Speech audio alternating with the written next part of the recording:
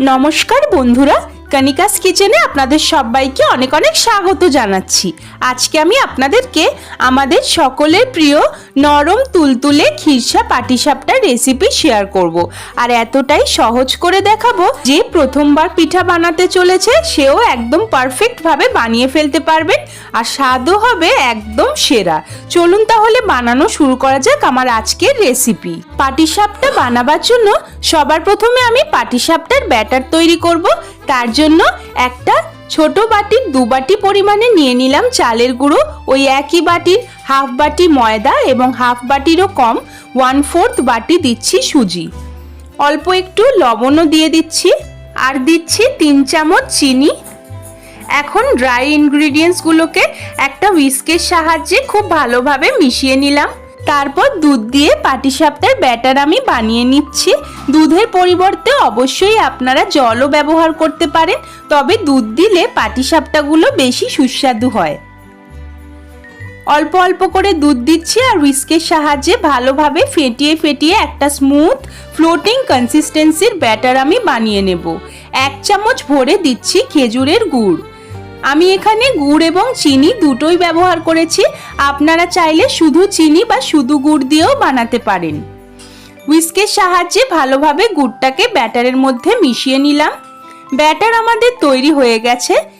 এখন এটাকে রেস্টিং এর জন্য আমি 30 মিনিটের জন্য ঢাকা দিয়ে রাখবো। ততক্ষণে আমি খিরসা তৈরি করব।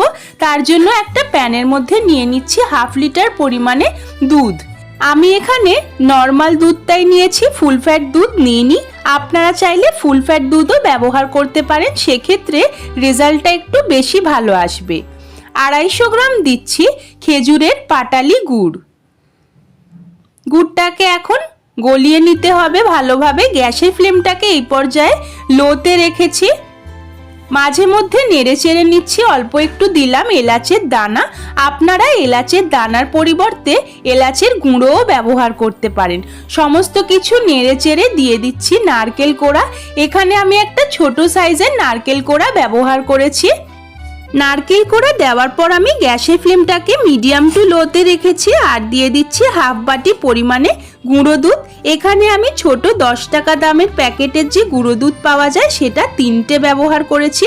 ভালোভাবে সমস্ত কিছু একটা স্প্যাচুলার সাহায্যে মিশিয়ে নিচ্ছি। ক্রমাগত নেড়ে চেড়ে খিরসাটাকে তৈরি করে নিচ্ছি। খিরসা আমাদের প্রায় অনেকটাই হয়ে এসেছে। 1 চামচ দিচ্ছি ঘি। ঘি দিলে গন্ধটা ভীষণই ভালো লাগে, খেতেও ভীষণ ভালো লাগে। ঘি দিয়ে আবারও ভালোভাবে সমস্ত কিছু নেড়ে চেড়ে নিচ্ছি। এখন আমাদের খিরসাটা তৈরি হয়েই গেছে।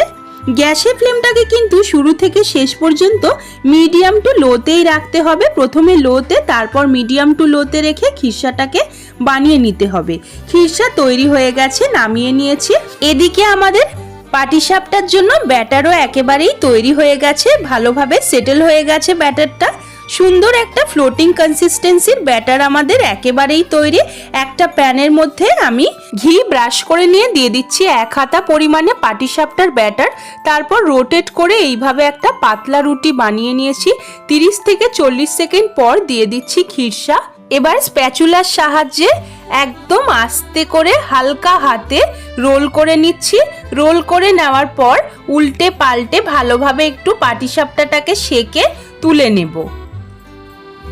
পাটিসাপটা প্রথমটা আমাদের তৈরি হয়ে গেছে। আবারও আপনাদের একটা করে আমি দেখিয়ে দিচ্ছি। ব্যাটারটা দিয়ে রোটেট করে পাতলা রুটি বানাবার পর খিরসাটা দিয়ে দিলাম। এবার স্প্যাচুলার সাহায্যে সুন্দর করে হালকা হাতে রোল করে নিচ্ছি।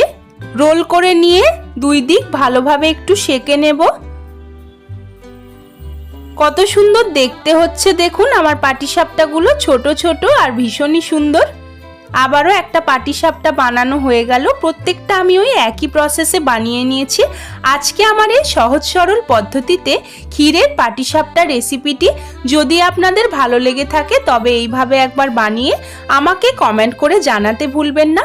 ভালো লাগলে আমার ভিডিওটিকে একটি লাইক করবেন, আমার চ্যানেলকে সাবস্ক্রাইব করে আমার পাশে থাকবেন, পাশে থাকা বেল আইকনটিকেও প্রেস করে দেবেন যাতে চ্যানেলে আমি যখনই কোনো নতুন ভিডিও দেব আপনারা সবার আগে দেখতে পেয়ে যান। আমার এই ভিডিওটিকে বন্ধুদের সঙ্গেও বেশি বেশি করে একটু শেয়ার করে দেবেন। আজকের মতন এই পর্যন্তই, আবারও হাজির হব নতুন কোনো রান্নার রেসিপি নিয়ে। সেই পর্যন্ত আপনারা সবাই খুব ভালো থাকুন ও সুস্থ থাকুন। এতক্ষণ পাশে থাকার জন্য অনেক অনেক ধন্যবাদ।